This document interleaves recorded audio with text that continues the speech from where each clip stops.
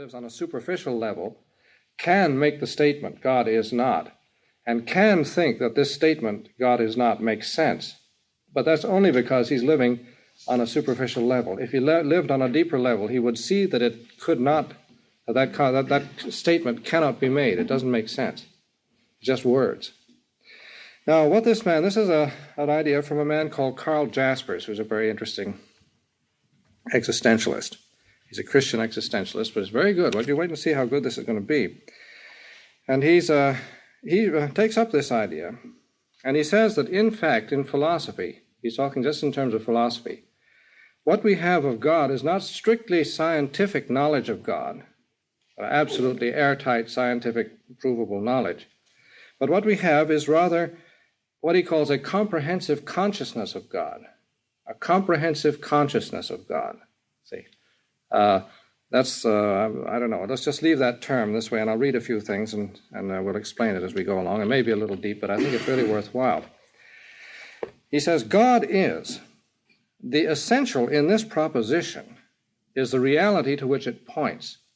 What he means by that is that what's important here is not the logical connection between God and is, but the fact that when you put these two things together, if you are living on a deep enough level, you get a comprehensive consciousness of the fact of the truth to which this points. See, this points to a truth of which you become conscious, but it doesn't give you the truth in scientific form. We do not encompass this reality in thinking the proposition. See, merely to put the words together does not give you the scientific truth that God exists. For merely to think this leaves us empty. For it means nothing to the understanding and to sensory experience. Now, somebody might dispute that, but anyway. We apprehend its meaning only as we transcend, as we pass beyond the world of objects, and through it discover authentic reality. See, that is to say, what he's saying is that you say God is not the same kind of statement as saying this table is, or Brother Dennis is, or exists, or he's there, or the supper is at 5:35, or matins is at 2:15, or something like that. See, because these are statements about objects, which are limited things, and you limit them and you put them in a place, and you delimit them and put them in a little spot, and there they are. See, this you can't do with God. To say that God is in the same sense as the table is also meaningless, because he's not an object like a table. See, and so he goes on then and says, it's a question of being conscious of authentic reality and the highest reality. Hence, the climax and goal of our life is the point at which we ascertain authentic reality, that is, God. See, that the real reality, that all reality is simply, all reality other than God is simply pointing to God. And authentic reality is God.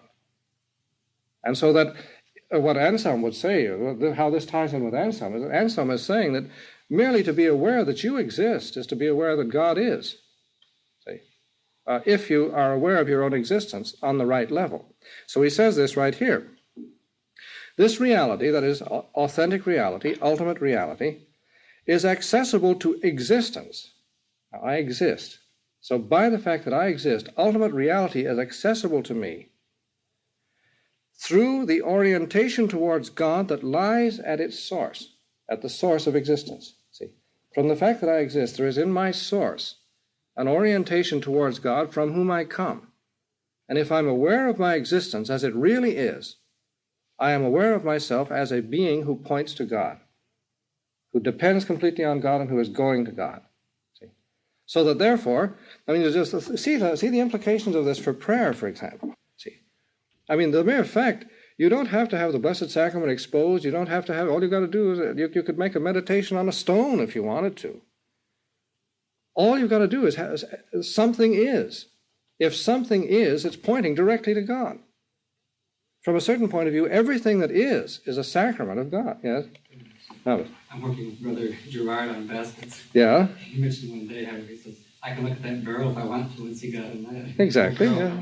That's right. Sure, it's exactly that's the whole idea. So that's contemplation. Exactly. It's also Zen. He's a Zen man, I can say. Because you know the story about Suzuki, the Zen man, don't you? Or one of the million stories about Suzuki, the Zen man. I mean, Suzuki is this Zen, very Zen, contemplative Buddhist type, and it's